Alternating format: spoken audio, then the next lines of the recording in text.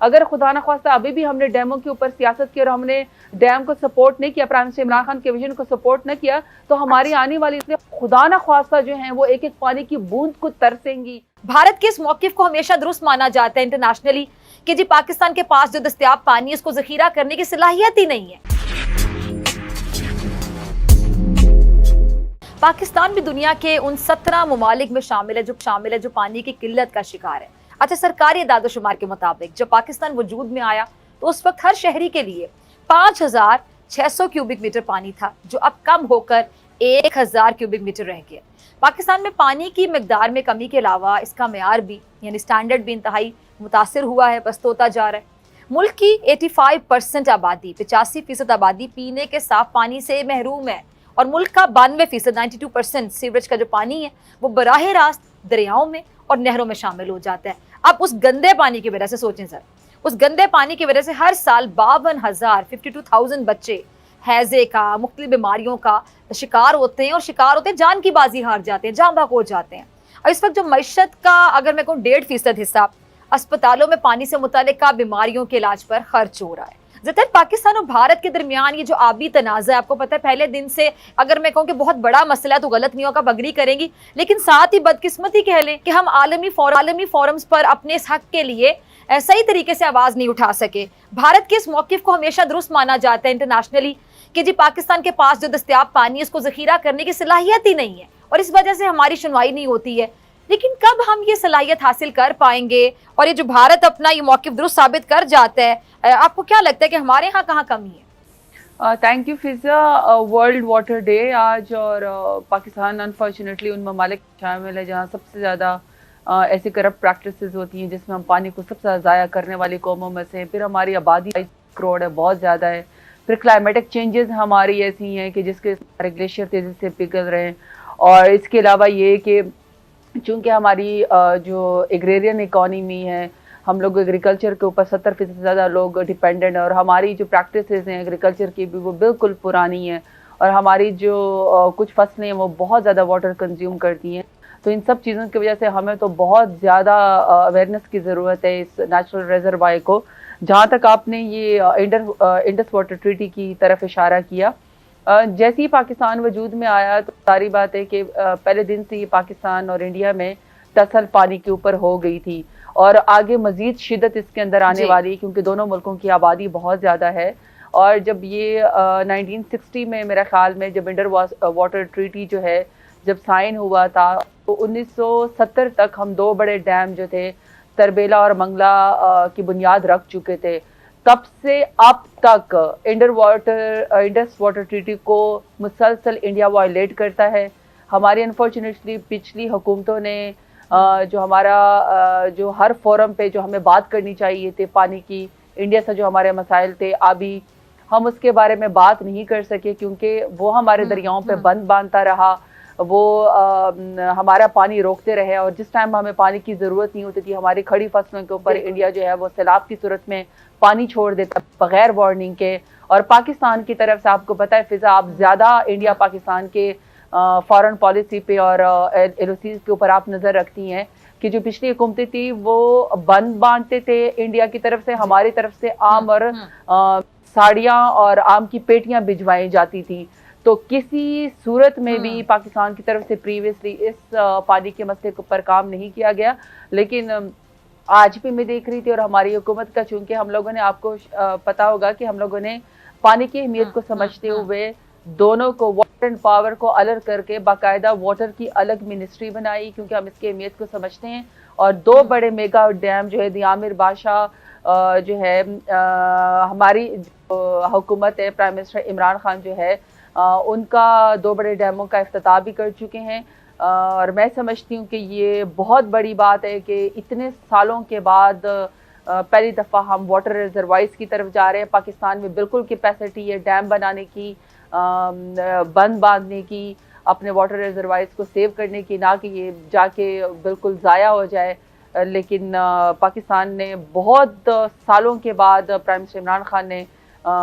اس vision کو اور اس کو لے کر چلیں کہ ہم 2 بڑے ڈیم جو ہیں، اس میں ظاہر بات ہے پریویسلی ہمارے چیف جسٹس صاحب کا بھی اس کے اندر ہاتھ ہیں, پھر ہماری آرمڈ فورسز کا بھی اس میں ہاتھ میں تھے, لیکن اب شکر الحمدللہ کہ ہم اس کو سمجھتے ہیں. لیکن جو انڈس واٹر ٹریٹی کی وائلیشن جو انڈیا کر رہا ہے وہ اب ہمیں ہر فورم پہ لے کر جانا چاہیے. اور پاکستان 2005 میں واٹر اسٹریس لائن آلریڈی جو ہے وہ کراس کر چکا ہے, اور اب مزید اب کہہ رہے ہیں کہ 2025 تک 2030 تک پاکستان مزید اوور اسٹریسڈ جو ہے ممالک کے اندر آ جائے گا. اور خدا نخواستہ آگے والی لڑائیاں جو ہیں پھر وہ اسی طریقے سے, آپ دیکھیں ہمارے بڑے شہروں میں تو سارا ٹینکر مافیا آ گیا ہے, لوگوں کو پانی پینے کی سہولت جو ہے وہ میسر نہیں ہے. تو آپ نے ٹھیک طرف اشارہ کیا ہے کہ ہمیں اپنے انٹرنل مسئلوں کو بھی حل کرنا چاہیے. لیکن اس واٹر ریکارڈ میں کچھ چیزیں میں نے پڑھی تھی, اس کے اندر تو بہت ساری ایسی بھی چیزیں لکھی ہوئی تھی. فار ایگزامپل کہ آپ کے آپ نے چھوٹے واٹر ریزروائرز بنانے, چھوٹے اسمال ڈیمز آپ نے اپنے صوبوں کے اندر کرنے, پانی کی تقسیم تو ہے ہی, لیکن اس کے علاوہ جیسے اب چشمہ رائٹ بینک کے نال کے اوپر ہے, اس کے اوپر پرائم منسٹر عمران خان نے بہت زیادہ کام کیا ہے. گوملزام ڈیم کے اوپر بہت زیادہ KPK کے اندر کام کیا ہے. اس کی وجہ یہی ہے کہ جو ہمارا پورا ساؤتھ KP ہے یہ سارا گرین اور لش اس کے اندر انشاءاللہ زرخیز ہو جائے گا. وہ چیزوں کو بڑا گہرائی سے دیکھتے ہیں پرائم منسٹر عمران خان. تو صبح کو اکٹھے آپس میں بیٹھنے کی ضرورت ہے, اور ہمیں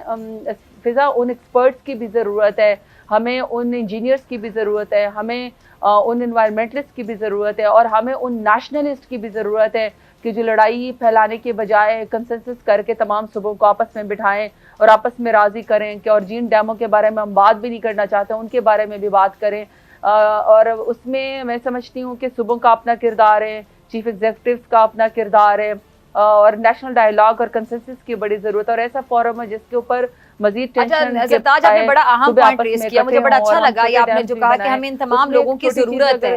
تو آپ کو لگتا ہے کہ ابھی یہ ضرورت پوری کیسے کی جا سکتی ہے؟ ابھی جو ٹیم ہے پوری, مطلب اتنے لوگ ہیں پورے سسٹم میں, تو آپ کو لگتا ہے کہ ضرورت کی ابھی بھی کمی ہے, یا آپ کو فلو نظر آ رہا ہے, کمی نظر آ رہا ہے, اس کو پورا کیسے کیا جا سکے گا؟ ذرا کوئی آئیڈیا شیئر کیجیے گا.